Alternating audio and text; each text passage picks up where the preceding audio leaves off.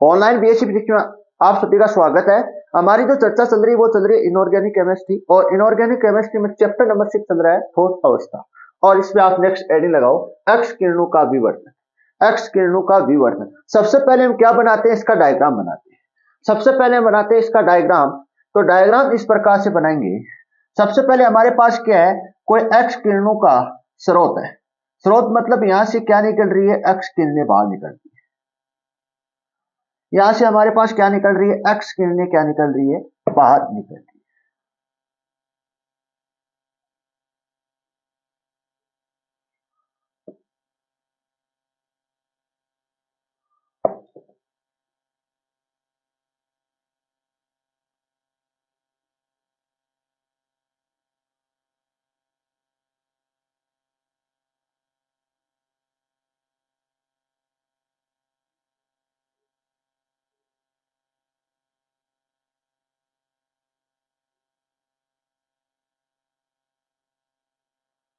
ये क्या है, कोई एक्स किरणों का स्रोत है।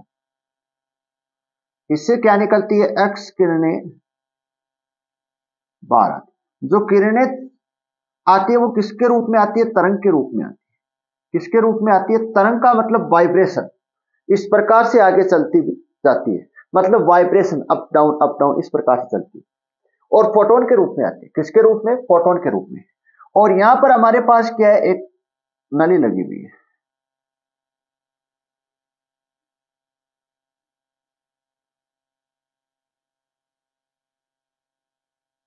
सर ये क्या काम करती है, सर ये काम करती है, जो एक्स किरणें आती है, जिसकी जो एक्स किरणों की जो दिशा सीधी नहीं होती, एक्स किरणों की जो दिशा सीधी नहीं होती है, उसको क्या निकाल देती है, बाहर कर देती है। क्या कर देती है, इसमें क्या कर देती है, उस किरणों को हटा दे देती है। जो एक्स किरणें यहां से सीधी नहीं जाती है, उन किरणों को ये क्या कर देती है, हटा दे देती है।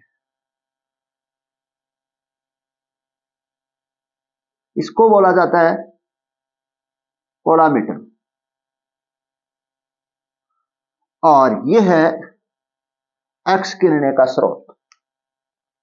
एक्स किरणें का स्रोत।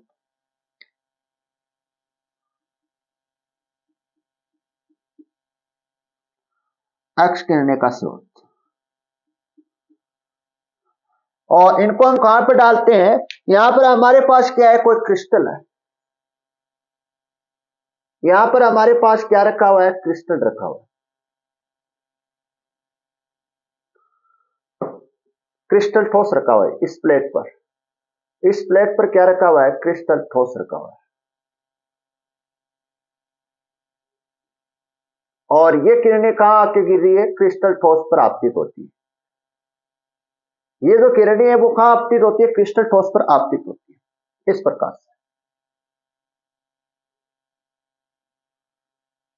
और हमने 11th में 12th में पढ़ा है कि एक या एक से अधिक किरणें एक बिंदु पर आपतित होती है तो ये क्या हो जाती है, अध्यारोपित हो जाती है। क्या हो जाती है, अध्यारोपित हो जाती है। अध्यारोपित होने पर क्या, किसका निर्माण होता है, व्यक्तिकरण का निर्माण। व्यक्तिकरण किसका निर्माण होता है, व्यक्तिकरण का निर्माण होता है। ये आप सभी जानते हो। और ये जो प्लेट है ये किसकी है, सर जो ये जो प्लेट है ये है फोटो प्लेट है, फोटोग्राफी प्लेट है। क्या है, फोटोग्राफी प्लेट है। फोटोग्राफी प्लेट है।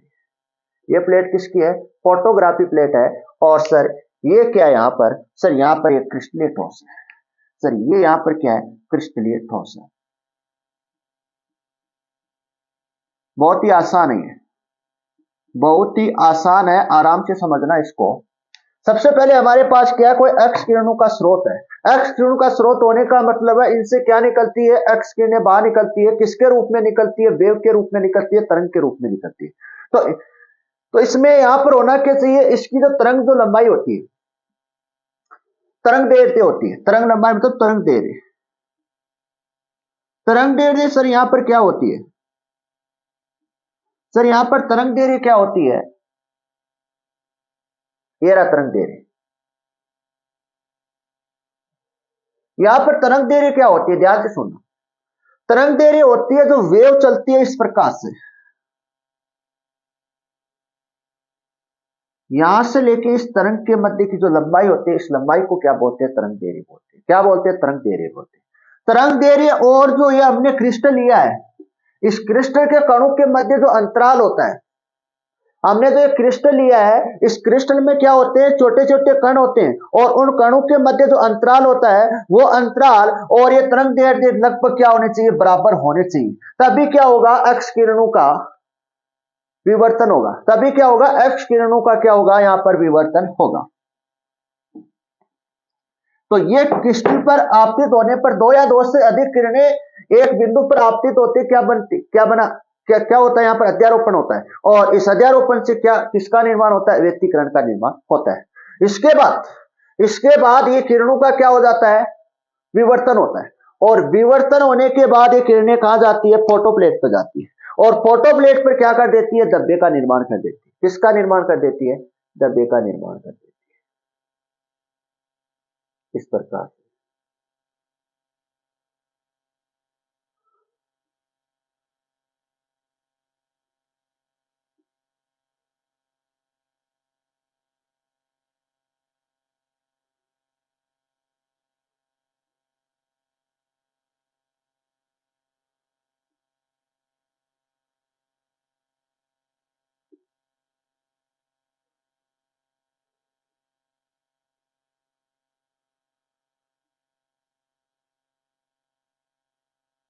ये लो धब्बे, ये आपको क्या नजर आ रहे हैं सर, ये नजर आ रहे हैं हमें धब्बे, नजर क्या नजर आ रहे हैं, ब्लैक धब्बे नजर आ रहे हैं।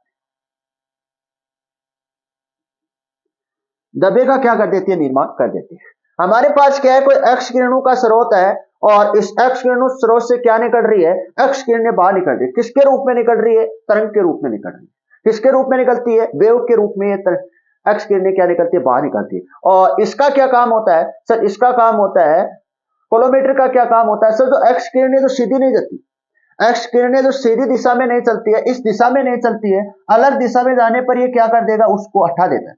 इस किरणों को क्या कर देता है, हटा देता है। और इसके बाद एक, दो या दो से अधिक किरणें एक ही बिंदु पर आपतित होती है, तो वहां पर क्या होता है, अध्यारोपण होता है। और अध्यारोपण से क्या होता है, व्यतिकरण का निर्माण होता है। और जो व्यतिकरण होते हैं वो दो होते हैं, तो संपोषी व्यतिकरण और एक विनाशी व्यतिकरण।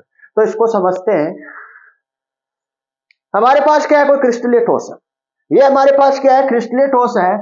तो ध्यान से सुनना, क्रिस्टलीय ठोस के कणों के मध्य अंतराल, मतलब जो क्रिस्टल है, उन क्रिस्टल के कणों के मध्य का जो अंतराल की बात करें, कितनी जो दूरी है उसकी हम बात कर रहे हैं, तथा एक्स किरणों की तरंग दैर्ध्य की, तथा एक्स किरणों की तरंग दैर्ध्य, एक्स किरणों की तरंग दैर्ध्य का मतलब होता है, जो एक्स किरणें हैं वो किसके रूप में आती है, तरंग के रूप में आती है। इस प्रकार से, इस प्रकार से किस रूप में आती है, तरंग के रूप में आती है। और इनके मध्य जो ये लंबाई होती है, इन लंबाई को क्या बोलते हैं, तरंग दैर्ध्य बोलते हैं। क्या बोलते हैं, तरंग दैर्ध्य बोलते हैं। इस लंबाई को क्या बोलते हैं, तरंग दैर्ध्य बोलते हैं। आगे ध्यान, तो ये दोनों क्या होनी चाहिए, बराबर होनी चाहिए। ये और क्रिस्टल ठोस के कणों के मध्य जो अंतराल, क्रिस्टल ठोस के कणों के मध्य अंतराल और तथा ये जो तरंग दैर्ध्य क्या होनी चाहिए, लगभग बराबर होनी चाहिए। तो इसमें फर्स्ट पॉइंट ये लिखा हुआ है, क्रिस्टल ठोस के कणों के मध्य अंतराल, क्रिस्टल ठोस के कणों के मध्य अंतराल तथा एक्स किरणों की तरंग दैर्ध्य के बराबर हो तो, के बराबर हो तो एक्स किरणों को क्रिस्टल ठोस पर आपतित करवाने पर, फिर हम एक्स किरणें है वो कहां आपतित होती है, क्रिस्टल ठोस पर आपतित होती है। कहां आपतित होती है, क्रिस्टल ठोस पर आपतित होती है। आपतित करने पर एक्स किरणों का क्या होता है, विवर्तन होता है। एक्स किरणें मतलब मुड़ जाती है, सीधी नहीं जाती है, मुड़ जाती है। यहां पर आगे देखना, जब एक्स किरणें क्रिस्टल पर आपतित जब एक्स किरणें क्रिस्टल पर आपतित करने पर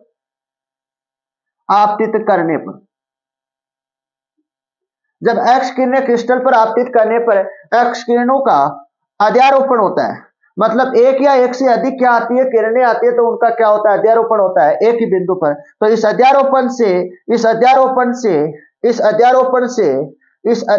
से किसका निर्माण हो जाता है, यहां पर व्यतिकरण का निर्माण होता है। किसका निर्माण होता है, व्यतिकरण का निर्माण होता है। और व्यतिकरण होते हैं वो कितने प्रकार के होते हैं सर, दो प्रकार के होते हैं। तो संपोषी व्यतिकरण और एक विनाशी व्यतिकरण। संपोषी व्यतिकरण में तीव्रता और आयाम क्या होता है, अधिकतम होता है। तीव्रता आयाम अधिकतम होने का मतलब है इनमें जो धब्बे बनेंगे, जो लाइट बनेगी, जो धब्बे बनेंगे वो क्या बनेंगे, ज्यादा ब्लैक बनेंगे। क्या बनेंगे? ज्यादा ब्लैक बनेंगे।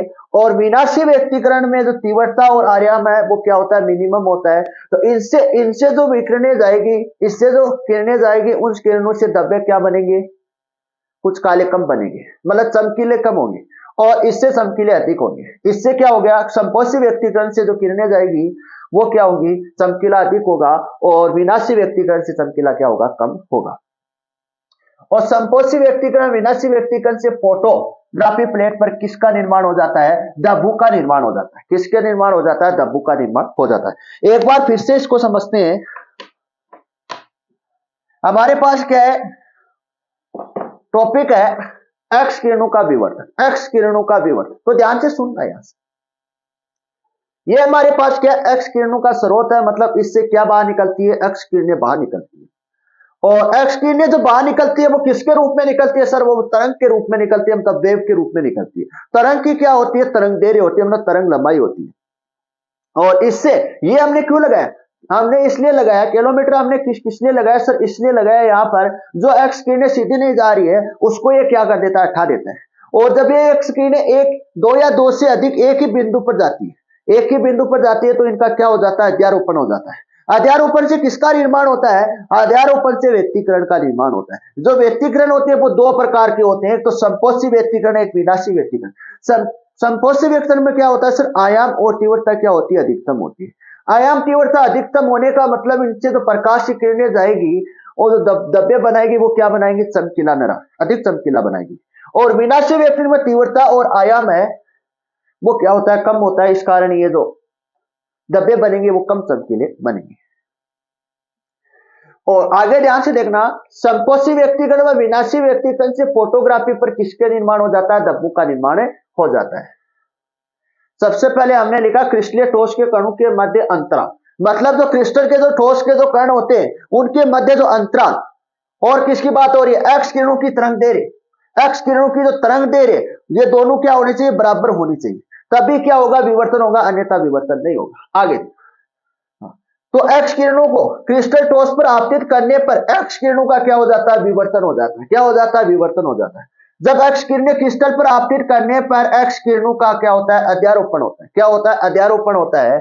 तो इस अध्यारोपण से व्यक्तिकरण का निर्माण हो जाता है। किसका निर्माण हो जाता है? व्यक्तिकरण का निर्माण हो जाता है। व्यक्तिकरण होते हैं वो दो प्रकार के होते हैं। कितने प्रकार के होते हैं? दो प्रकार के होते हैं। एक तो संपोषी व्यक्तिकरण, एक विनाशी व्यक्तिकरण। संपोषी व्यक्तिकरण में तीव्रता और आयाम क्या होती है? अधिकतम होती है। और विनाशी व्यक्तिकरण में क्या होती है? तीव्रता और आयाम क्या होती है? मिनिमम होती है। तो संपोषी जो व्यक्तिकरण है कि किरणें जो जाएगी उनसे क्या बनेंगे? धब्बे चमकीले बनेंगे, और विनाशी से क्या बनेंगे? कमजोर, कम चमकीले बनेंगे।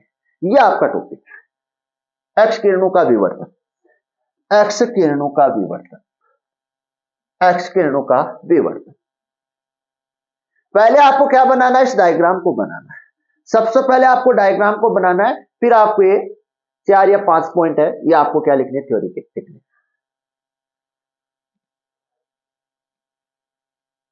बहुत ही आसान है ये।